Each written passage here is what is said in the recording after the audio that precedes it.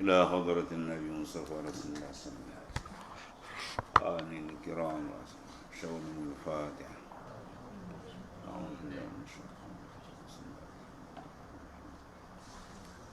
إياك نعبد وإياك نستعين بالصراط المستقيم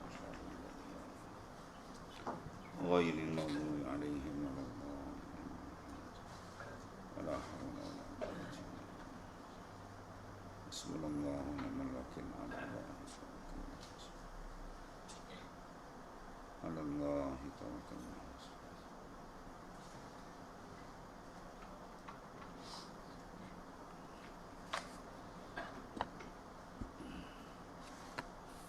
أعوذ بالله من الشيطان الرجيم من كان يرجو لقاء الله من كان يرجو لقاء الله فإن أجل الله لآت وهو السميع العليم ومن جاهد فإنما يجاهد لنفسه إن الله لغني عن العالمين والذين آمنوا وعملوا الصالحات لنكفرن عنهم سيئاتهم ولنجزينهم أحسن الذي كانوا يعملون. Sesiapa yang beriman, yang percaya akan pertemuan dengan Allah Subhanahu Wa Taala untuk menerima balasannya, maka sesungguhnya masa yang telah ditetapkan oleh Allah Ta'ala itu akan tiba.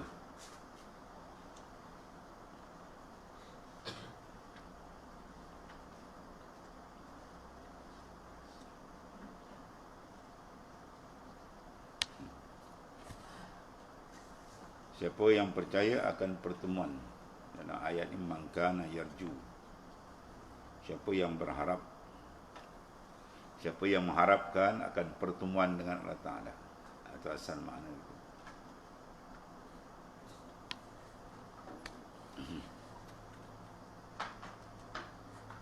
Ini terjemah apa? Siapa yang percaya, mangkana yu'minu, mangkana yarju, siapa yang mengharapkan akan liqa Allah, kita akan bertemu dengan Allah Ta'ala. Fa inna ajalallah la'at, sesungguhnya ketentuan itu, masa tetap Allah itu akan sampai, akan tiba dengan tidak syak. Dan Allah Ta'ala juga lah yang maha mendengar lagi maha mengetahui. Dan siapa yang berjuang menegakkan Islam, maka sesungguhnya dia hanyalah berjuang untuk kebaikan dirinya sendiri. Sesungguhnya Allah Ta'ala maha kaya, tidak berhajat sesuatu daripada sekalian makhluk. Dan orang-orang yang beriman serta beramal saleh, sesungguhnya kami akan hapuskan dari mereka kesalahan mereka, dan kami akan membalas apa yang mereka telah kerjakan dengan sebaik-baik balasan. Tafsirnya Allah SWT berfirman bahawa siapa yang mengharapkan, itu betul terjemah ni, siapa yang mengharapkan pertemuan dengan Allah Ta'ala di akhirat dengan mengerjakan amal saleh, itu maknanya wajah ataupun rupa orang yang berharap. Kalau dia berharap tapi tak mengerjakan amal saleh, itu tak panggil harapan, itu dipanggil umniyah, angan-angan kosong. Ya. Siapa yang berharapkan sesuatu, dia kena masuk, maknanya menghasilkan sebab-sebab dia. Maka sebab untuk ke sana ialah mencari redha Tuhan, dan sebab mendapat keridhaan Tuhan ialah mengerjakan perintah dia, mengerjakan amal saleh, dapatlah dia keridhaan Allah, dan keridhaan Allah diizinlah dia masuk ke dalam syurga, nikmat yang besar di sana. Kemudian Allah SWT pasti akan memperkenankan harapannya dan memberikan pahalanya dengan sempurna. Allah SWT maha mendengar doa hamba-hambanya, maha mengetahui segala amal dan gerak-geri makhluknya. Sesungguhnya siapa yang berjihad, maka jihadnya adalah untuk kepentingan dirinya sendiri. Pahala yang besar diberikan oleh Ta'ala. Syahid di dalam medan jihad tanpa hisab ia ke syurga. Kerana Allah SWT Maha Kaya tidak memerlukan pertolongan dari makhluknya kepada orang-orang yang beriman dan beramal saleh. Allah tidak memerlukan kepada sesiapa pun. Bahkan amal yang kita lakukan adalah kembali manfaat kepada hamba sendiri. Sebab hamba yang berhajat memerlukan. Allah Ta'ala dia tempat dihajati, bukan dia memerlukan. Kemudian Allah SWT berjanji akan menghapuskan dosa-dosa mereka yang lalu dan memberi balasan yang lebih baik dari apa yang telah mereka kerjakan. Mana setengah daripada kafaratuz zunub, ya, penghapusan dosa itu sama ada kita mohon ampun, kita bertaubat, atau dengan mengerjakan amal, ya, amal-amal yang saleh Tuhan hapuskan. Itu kehendak Allah Subhanahu Wa Taala. Innal hasanat yuzhibnas sayyiat. Semuanya hasanat dia menghapuskan akan sayyiat, kejahatan. Satu. Kemudian yang kedua, ganjaran yang diberi Allah Ta'ala bukan ganjaran-ganjaran yang boleh dijangkau oleh akal manusia yang sempit. Ya, ganjaran sana besar-besar, tak terjangkau akal memikirkan. Sebab kehidupan di sana kehidupan yang hebat, yang sebenarnya. Nikmat pun hebat, azab pun dahsyat. Yang penting kita menyiapkan amal saleh. Apa dia? Keseluruhan dia taat perintah dia. Dan taat ini tidak akan boleh dilakukan kalau dia tidak ada kepahaman. Dia mesti tahu apa yang Tuhan suruh dan dia mesti reti apa yang Tuhan larang. Maka itulah tajuk besar, ilmu adalah perkara penting. Qala Allah Ta'ala wa wasaynal insana biwalidayhi husna wa in jahadaka litusyrika bi ma laysa laka bihi ilm fala tuti'huma ilayya marji'ukum fa unabbi'ukum bima kuntum ta'malun walladzina amanu wa amilus salihati lanudkhilannahum fis salihin. Dan kami wajibkan manusia berbuat baik kepada kedua ibu bapanya, dan jika mereka berdua mendesaknya supaya engkau mempersekutukan daku, mana ibu bapa desak anak yang dah Islam untuk syirik dalam ibadatmu dengan sesuatu yang engkau tidak mempunyai pengetahuan mengenainya, maka janganlah engkau taat kepada mereka. Ya, jangan ditaat kepada ibu bapa yang menyuruh melakukan maksiat kepada Allah, terutama maksiat terbesar syirik. Kepada akulah, ini kepada Ta'ala tempat kembali kamu semuanya, semua sekali. Semua makhluk termasuk ibu bapa kita semua sekali akan menghadap Allah Ta'ala. Dan kemudian aku akan menerangkan kepada kamu, Allah akan mendedahkan segala yang kamu telah kerjakan. Tidak ada benda yang boleh disembunyikan. Dan orang-orang yang beriman serta beramal saleh, sudah tentu kami akan masukkan mereka dalam kumpulan orang-orang yang saleh dengan mendapat sebaik-baik balasan. Tafsirannya, Allah SWT berfirman, menyuruh hambanya berbakti dan berbuat baik kepada ibu bapa. Wala takul lahuma uff. Jangan kamu kata pada bapa kamu uff pun tak boleh. Mana kena taat kepada dia. Tapi apabila bertembung ketaatan kepada Allah tiba-tiba dicanggah oleh kedua bapa, maka kita tak wajib taat kepada bapa. Taat kepada makhluk termasuk ibu bapa, taat yang muqayyad. Taat yang dikaitkan. Selama dia taat kepada Allah, kita wajib. Kalau dia derhaka kepada Ta'ala, tak wajib kita taat kepada dia. Berdasarkan hadis, la ta'ata li mahlukin bi maksiatil khaliq. Tidak ada taat pada makhluk bila ia derhaka kepada Allah. Kemudian berbuat baik terhadap ibu bapa dalam perkara yang baik sahaja. Dan tak bercanggah dengan syarak, kita wajib taat. Jika mereka memaksa menyekutukan Allah, maka janganlah menyekutukan mereka. Ya. Engkau akan kembali kepadaku, dan pada hari kiamat engkau akan dibalas atas kebaikan terhadap ibu bapamu dan atas kesabaranmu mempertahankan akidah dan tauhid, dan engkau akan tergolong dalam golongan orang-orang saleh. Dengan sahabat macam-macam cerita dia. Ya, sama Rasulullah SAW. Seorang yang diugut dengan ugutan yang amat berat. Ibu bapa, ibu dia ugut dia supaya dia tinggalkan mengikut Rasulullah SAW, tinggalkan agama sebenar. Dan diugut kalau anak dia tak nak balik kepada agama asal dia kata, maka dia kata la aku wala, atau mana aku tak akan makan sehingga engkau digelar qatilal ummah, kau digelar pembunuh ibu sendiri. Berat. Ibu dia buat mogok lapar. Tak nak makan. Apa anak dia jawab? Wahai ibuku, sekiranya kau ada 1000 nyawa, kau mati hidup balik, kau mati hidup balik, mati hidup balik, suruh aku tinggalkan Islam, aku takkan tinggalkan dia. Itu maknanya apa? Satu akidah yang kuat. Tapi alhamdulillah, ikut riwayat dia bahawa akhirnya ibu dia masuk Islam. Sebenarnya ketegasan dalam menjunjung perintah Allah itu diutamakan daripada segala yang lain. Qala Allah Ta'ala wa qada rabbuka alla ta'budu illa iyyah wa bil walidaini ihsana imma yablughanna indakal kibara ahaduhuma aw kilahuma fala takul lahumā uff wa la tanharhumā wa qul lahumā qawlan karīmā wakhfid lahumā janāhadh dhulli minar rahmah wa qur rabbirhamhumā kamā rabbayani shaghīra.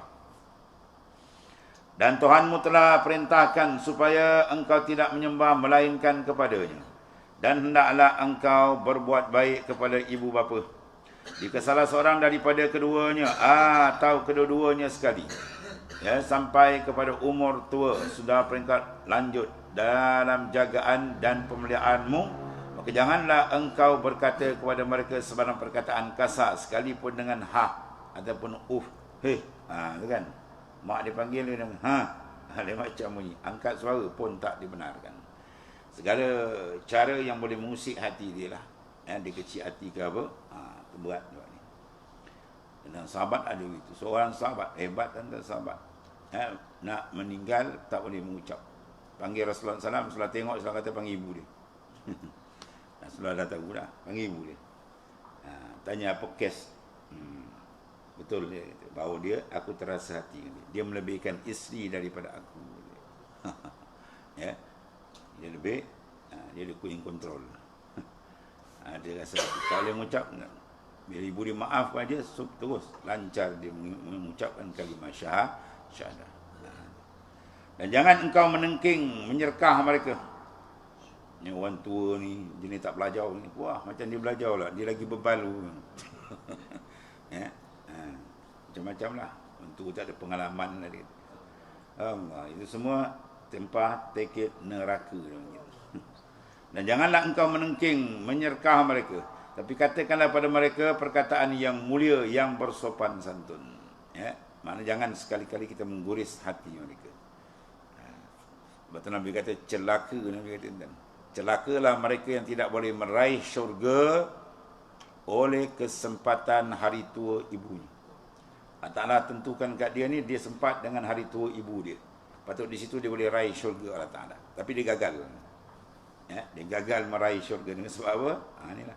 Dia tak taat perintah Tuhan supaya menjaga kedua ibu bapa dengan baik. Terutama hati dia tu. Dan dalam kau merendahkan diri kepada keduanya dengan belas kasihan. Cara dia, percakapan dia, watak dia, wajah air muka dia bias. Maknanya, kita fahamlah benda tu kan. Dia senang ibu bapa tengok. Ibu bapa tengok dia risau tengok kan. Dan dengan muka dia tak serupa orang. Dia tak pernah senyum kan. Tarik muka, macam-macam cerita lah kan. Dan dalam engkau merendahkan diri. Merendahkan diri makna apa? Tawaduk, bukan sembah. Sembah lain. Sembah tidak boleh melainkan Allah Ta'ala saja. Merendahkan diri kepada keduanya kerana belas kasihan, kasih sayangmu.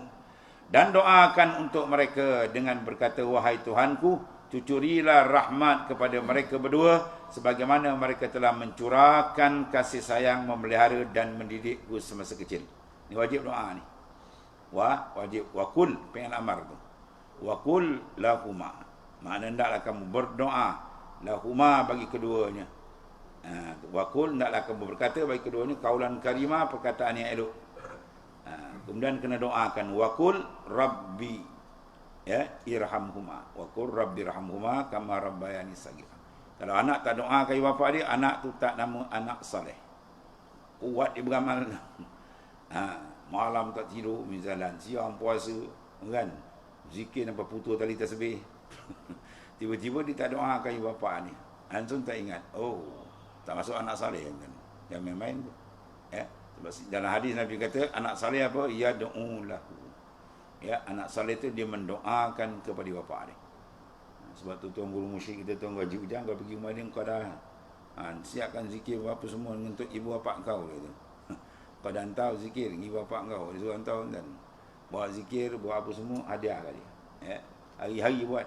Tiap-tiap semayang tu kita doakan. Ya. Doakan Fatihah paling kurang pun hantar kat dia. Tuan kita ingat. Allah.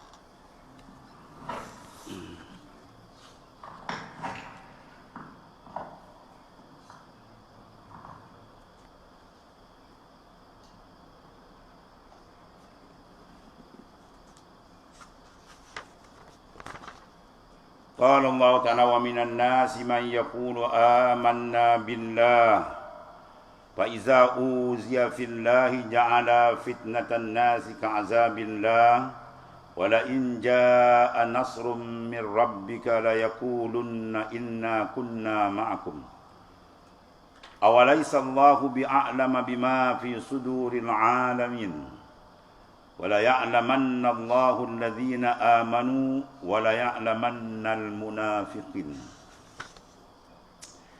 Dan ada sebahagian daripada manusia yang berkata kami beriman kepada Allah. Kemudian apabila ia diganggu dan disakiti pada jalan Allah, ia jadikan gangguan manusia itu seperti azab seksa Allah Ta'ala. Lalu ia taatkan manusia. Dia taat ke Tuhan. Bila Tuhan uji dengan gangguan manusia, dia pusing balik. Dia nak seolah-olah nak katakan siksa manusia itu lebih berat. Dia tak tahu siksa Allah lebih besar. Dan jika datang pertolongan daripada Tuhanmu, memberi kemenangan kepadamu, mereka akan berkata, kami sentiasa bersama-samamu.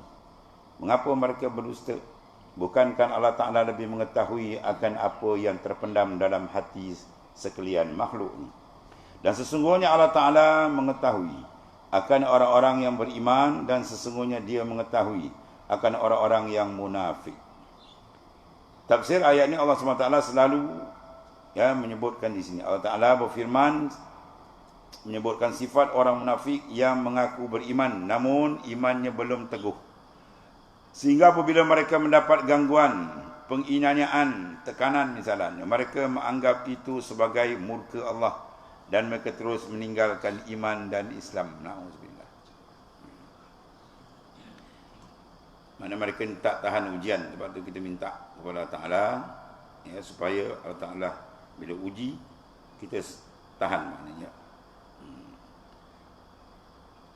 Sebab mereka menyangkakan seolah-olah orang munafik ini kesusahan, tekanan, ancaman, ugutan ni seolah-olah besar macam azab Tuhan. Dia tak tahu azab Tuhan lebih dahsyat. Ya, azab Allah lebih dahsyat di akhirat. Jadi mereka mengalah di sini. Akan tapi apabila datang pertolongan daripada Tuhanmu, wahai Muhammad sallallahu alaihi wasallam, yang berupa kemenangan, mendapat harta rampasan perang, ghanimah, maka mereka akan berkata kepadamu, sesungguhnya kami adalah saudaramu. Wah. Kan? Berarti ikutlah mana, saya tak kira lah. Yang mana menang, saya ikutlah. Ya, yang mana menang tu kita ikut dia. Dia bukan ikut kebenaran. Dia suruh kita ni apa? Istiqamah ala tariqil haq. Istiqamah di atas jalan kebenaran. Ya. Bukan kira menang kalah.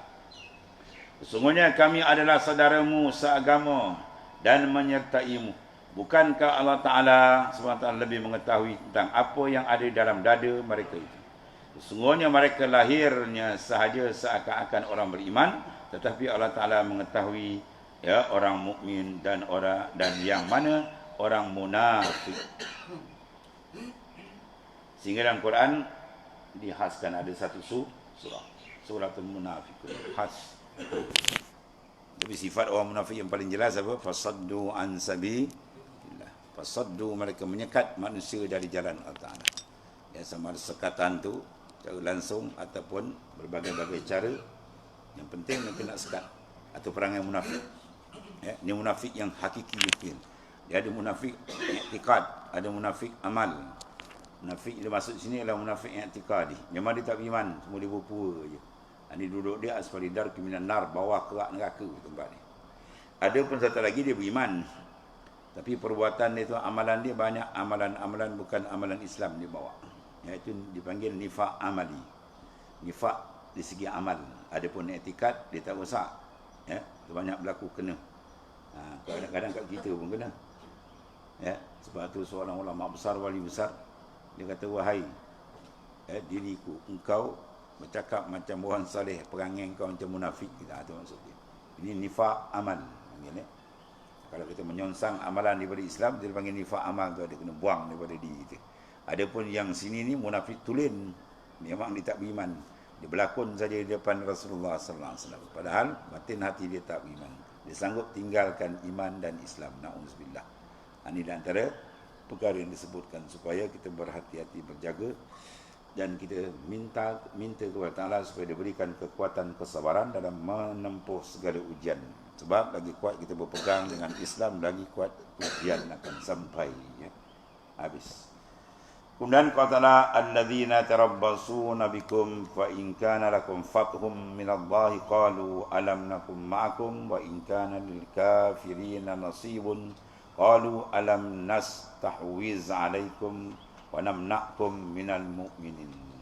Qala ta'ala alladzina tarabbasuna bikum ila ayat. Sadaqallahu.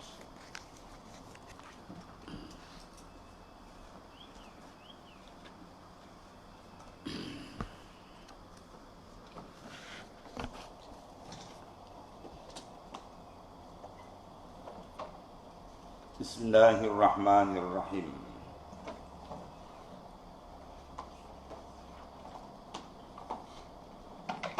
Kana tu. La yaqulanna. Waqala Nabi SAW min riwayatil Muslim. Hadis SAW daripada riwayat Imam Muslim. La yaqulanna ahadukum abdi wa amati.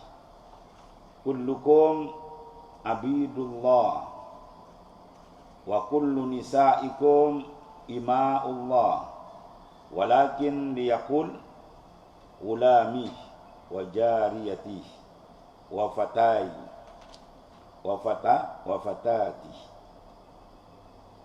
Jangan salah seorang daripada kamu mengatakan abdi dan amati.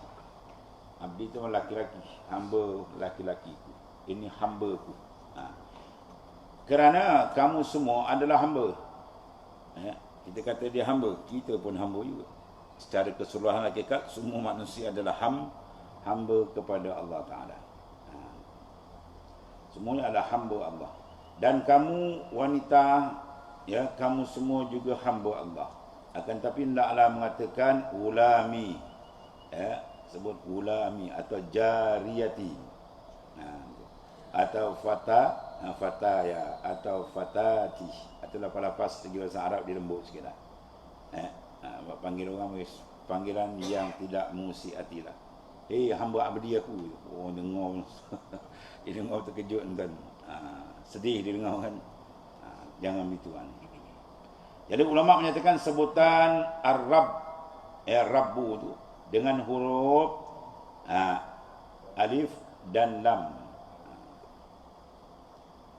Alif dan lam ta'rif. Dalam ta'rif mana alif lam ma'rifah. Ar-Rabb yang digunakan ada alif lam. Ar-Rabb. Alif lam apa dia panggil tu? Alif lam syamsiah. Maknanya Ar-Rabb. Dan keadaan dia panggil alif lam ta'rif, alif lam ma'rifah. Tidak digunakan untuk selain Allah Ta'ala semata-mata. Itu khas Ar-Rabb. Dia berkata Ar-Rabb itu hak Allah Ta'ala. Ya. Sedangkan apabila dinisbahkan kepada yang lain, maka boleh saja seperti Rabbul Mal. Tapi jangan berbual alif lam. Ya, Rabbul Mal, tuan harta. Rabb juga, pemilik harta. Ya.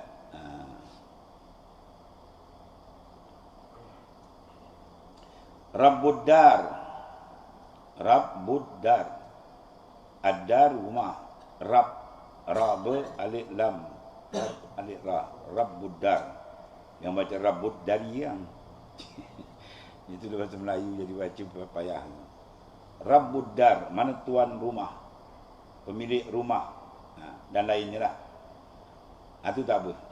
Jadi kalau itlak kata Ar-Rabb je alif lam raba, itu khas untuk Allah Ta'ala. Ya, Ar-Rabb.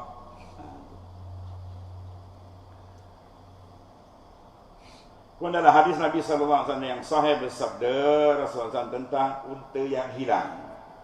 Nabi kata apa? Da'ha hatta yalqaha rabbuha. Itu dapat rabbu. Ya. Da'ha, mana tinggalkanlah ia sampai ditemui oleh pemiliknya. Jadi syahid kita apa tu? Lapas rabbuha. Rabbu. Sini pemilik. Maknanya bukan Tuhan. Demikian pula dalam hadis sahih. Hatta yuhimma rabbal mal. Sini lapas rabba. Rabbal mal tu. Diguna lapas rabb. Ya. Hatta yuhimma rabbal mali man yakbalu sadaqatah. Hingga membingungkan pemilik harta. Siapa yang mahu menerima sedekahnya? Ya. Ini sengaja petanda kiamat itu. Bila bawa emas berkeliling seorang tak nak terima. Ya. Itunya Nabi Isa itu, manusia sudah setengah rakyat mengatakan menjadi zuhud. Mereka tidak lagi gilakan dunia, orang bagi pun dia tak nak. Atau dia tak nak. Ini berebut kan. Allah.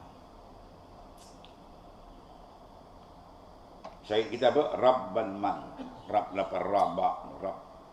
Begitu pula perkataan Sayyidina Umar radhiyallahu an dalam kitab As-Sahih. Rabbus Suraimah wal ghanimah. Mana pemilik pedang dan harta rampasan. Syahid kita sini apa? Kena itu Rabb. Lapar rabba Rabb tu. Habis. Kemudian masih banyak lagi hadis yang semisal, seumpama yang telah disebutkan. Ya. Penggunaan lafaz tersebut pada kalangan ulama cukup masyhur. Kemudian para ulama mengatakan makruh hukumnya bagi seorang hamba menyebut tuannya dengan lafaz Rabb. Ya Rabb, ya Rabbi. Sedangkan lafaz itu kita guna untuk Allah Ta'ala. Kerana pada lafaz tersebut terkandung persamaan makna dengan Allah Subhanahu Wa Ta'ala dalam sifat kerububiyahannya. Sedangkan mengenai hadis hatta yalqaha rabbuha, ya, dan rabbus Suraimah dan yang semisalnya, maka itu boleh digunakan kerana maknanya tidak sama. Sebab telah diidafat, disandarkan tuan rumah.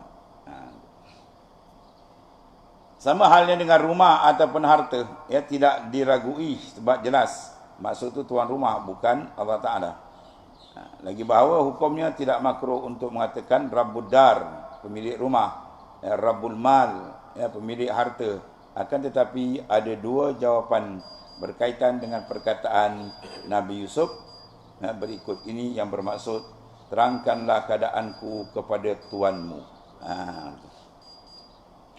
Yang pertama, Nabi Yusuf AS berbicara dengannya dengan apa? Dialog yang dia fahami. Ya, pemakaian lafaz dalam keadaan seperti ini dibenarkan. Ya, sebagaimana Nabi Musa AS mengatakan pada Samiri, yang bermaksud, dan lihatlah Tuhanmu itu. Dapat rab juga. Ya. Maksudnya, kau lihatlah engkau jadi yang engkau jadikan sebagai itu Tuhan tadi. Maknanya apa? Yang tidak ada bersifat dengan sifat ketuhanan. Anak lembu dia ambil. Kemudian kedua, bahawa ia adalah syariat orang sebelum kita. Sementara syariat orang-orang sebelum kita tidak menjadi syariat bagi kita jika dilarang dalam syariat kita. Ini disepakati bersama oleh para ulama. Kemudian para ahli usul fiqh, ya, hanya berbeza pendapat apabila dalam syariat kita tidak ada dalil yang menyepakati atau menyalahi syariat orang-orang sebelum itu. Maka apakah ia juga menjadi syariat bagi kita atau tidak? Ya, itu saja.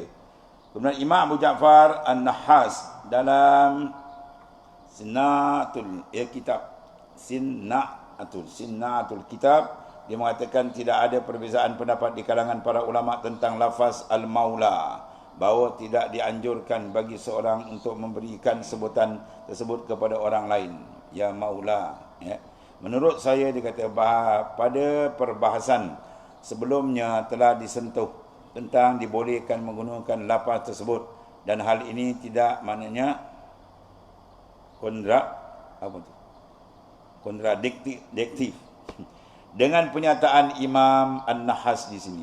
Sebab An-Nahas berbicara tentang Al-Maula dengan huruf alif dan lam at-ta'rif. Mana Al-Maula.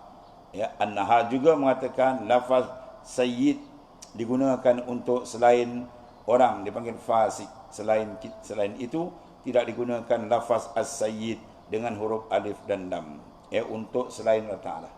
Jadi makna bezakan dengan alif lam. Kalau ada lafaz alif lam as-sayyid, itu makna digunakan untuk Allah Ta'ala. Apa yang benar ialah boleh menggunakan lafaz al-maula, ya, dan as-sayyid dengan huruf alif dan lam dengan syarat-syarat yang telah ditentukan. Ya. Mana kalau karina ayat itu sendiri bermaksud bukan kepada Allah Ta'ala ataupun lah. Ya. Kemudian larangan mencela angin. Wallah. Sallallahu Rasulullah. Bismillahirrahmanirrahim. Sayyidina Maulana Muhammadin ala alihi wa sahbihi wa sallam. Inna khairal kullahu